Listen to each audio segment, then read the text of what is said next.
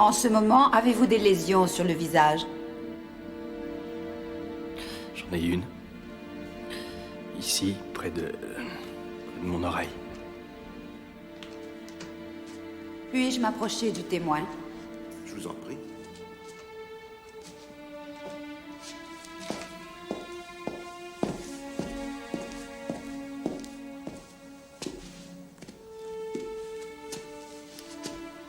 En n'oubliant pas que vous avez fait serment de dire toute la vérité.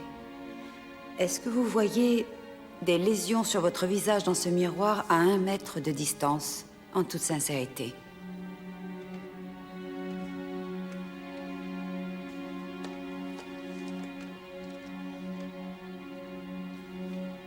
Mais au moment où j'étais renvoyé, j'avais 4 lésions et elles étaient beaucoup plus grosses. Répondez à la question, je vous prie.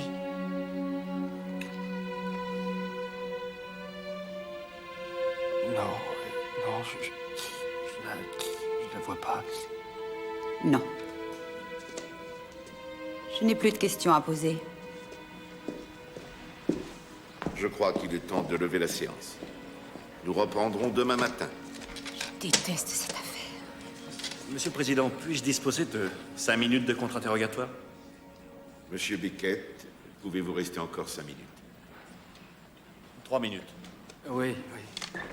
Puis-je vous emprunter votre miroir? Andrew? Est-ce que vous avez, à l'heure actuelle, sur une partie de votre corps, des lésions de Kaposi qui ressemblent à celles que vous aviez sur le visage au moment de votre renvoi? Oui, j'en ai, mais sur le torse. Sur le torse. Avec la permission de la Cour, j'aimerais demander à Andrew d'ouvrir sa chemise de telle façon que tout le monde puisse se faire une idée exacte de ce dont nous parlons. Objection.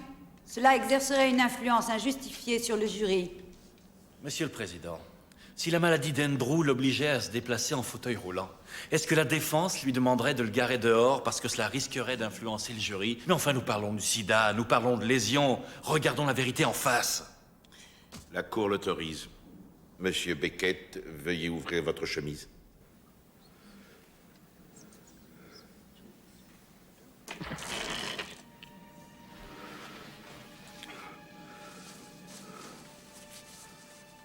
Mon Dieu, quel cauchemar. C'est lui qui l'a cherché.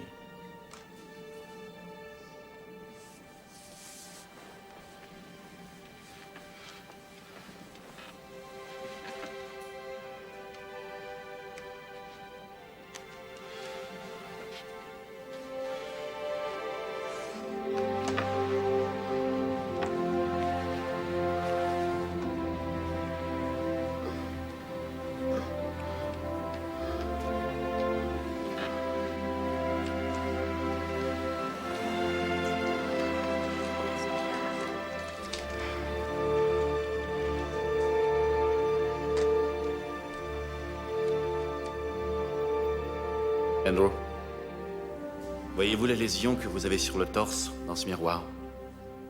Oui. Merci.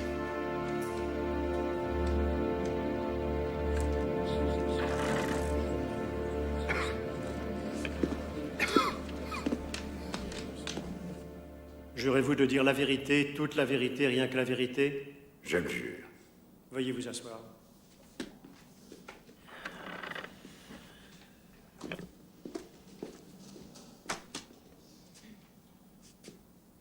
Monsieur Wheeler, saviez-vous que Andrew Beckett souffrait du sida au moment de son départ de chez Wyatt Wheeler? Non. Pour que tout soit parfaitement clair, avez-vous renvoyé Andrew Beckett parce qu'il avait le sida? Non, je n'ai pas renvoyé Andrew Beckett parce qu'il avait le sida.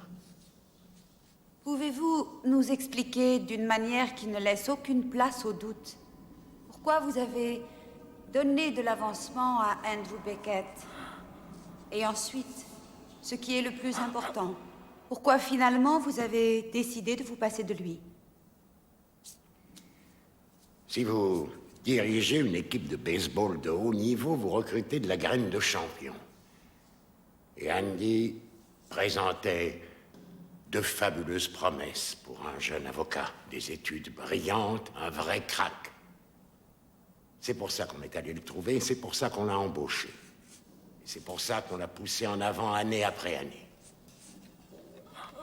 Pourquoi lui avez-vous sans cesse donné des chances de s'affirmer? Quand on a bichonné quelqu'un comme nous avons bichonné Andy, en le formant, lui prodiguant tous les traitements de faveur imaginables, ça représente un gros investissement. Nous attendions que les promesses se concrétisent. Mais, au bout du compte, nous n'avons pu que constater l'énorme fossé entre la réalité et les promesses.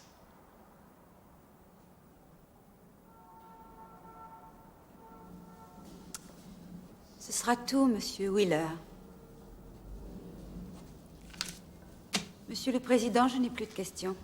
Monsieur Miller? Objection. Objection, Monsieur le Président. Allons, Monsieur Miller, n'en faites pas trop. Monsieur Wheeler, vous êtes magnifique. Vous m'en bouchez un coin. Andrew a raison, c'est vous le meilleur. Vous êtes pédé? Objection. Oh, mais quel culot! Veuillez répondre à la question. Non, je ne suis pas homosexuel. N'est-il pas exact que, lorsque vous avez découvert qu'Andrew Beckett, votre chouchou, votre futur associé, était en fait homosexuel et avait le sida, ça a été un terrifiant coup de poignard qui a transpercé votre cœur d'hétéro? Vous vous souveniez des embrassades et des claques dans le dos, de tous les moments d'intimité au sauna, des petites tapes sur les fesses qu'on échange entre hommes et que vous aviez échangé avec Andy? Vous vous êtes dit, mais nom de Dieu! De quoi j'ai l'air, moi, maintenant? Monsieur le Président, objection. Le témoin est prié de répondre à la question. Monsieur Miller, vous pouvez faire tous les effets de prétoire que vous voulez avec vos insinuations et vos fantasmes de vestiaire.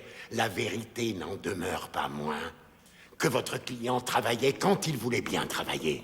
Ne nous disait que ce qu'il voulait que nous sachions sur sa véritable personnalité. Andy se croyait autorisé à piétiner tous les principes, et son travail a fini par subir les conséquences catastrophiques de cette façon de faire. Voulez-vous m'expliquer ça comme si j'avais 6 ans? Parce qu'il y a un truc qui m'échappe. Ces principes que vous évoquez sont dictés par qui, hein? Vous? Lisez la Bible, Monsieur Miller. L'Ancien et le Nouveau Testament. On y trouve d'assez bons principes. Excusez-moi. Andrew? Excusez-moi, je saute sur... Excusez-moi. Andrew! Vite, trouvez un médecin, nom de nom! Qu'est-ce qu'il a dit? C'est moi! Regarde-moi! Tout reste avec moi! Une ambulance! J'y vais! Joe! Oui, une ambulance! Poussez-vous! Faites de la place! Aide-moi, pousse-le là! Ça ne marche pas! Ce monsieur ne doit pas rester! Ça ne marche pas du tout! Vous voyez bien que ça ne marche pas! C'est encore pire! Donnez-moi la sonde! Tu l'as? Avez-vous remarqué quelque changement que ce soit dans l'aspect physique d'Andrew au cours de l'année qui a précédé son licenciement? Oui, j'en ai remarqué. C'était des changements en bien ou en mal? Parfois en bien, mais en général, c'était plutôt en mal. Monsieur Sedman, comment vous expliquiez-vous ces changements dans son aspect physique? J'avais peur. Je me doutais qu'Andy avait le sida. Silence, silence! Merci. Le témoin est à vous. Mademoiselle Cunin. Monsieur Sedman, avez-vous fait part de vos doutes à Monsieur Wheeler ou à un autre membre du comité directeur à un moment quelconque précédant la décision de renvoyer Andrew Beckett? Non, je n'ai rien dit. Je n'en ai parlé à personne. Pas même à Andy. Je ne lui ai même pas donné l'occasion d'en parler. Et je crois bien que je le regretterai aussi longtemps que je vivrai. Autre question, Mademoiselle Cunin. Ce sera tout, Monsieur le Président. Mais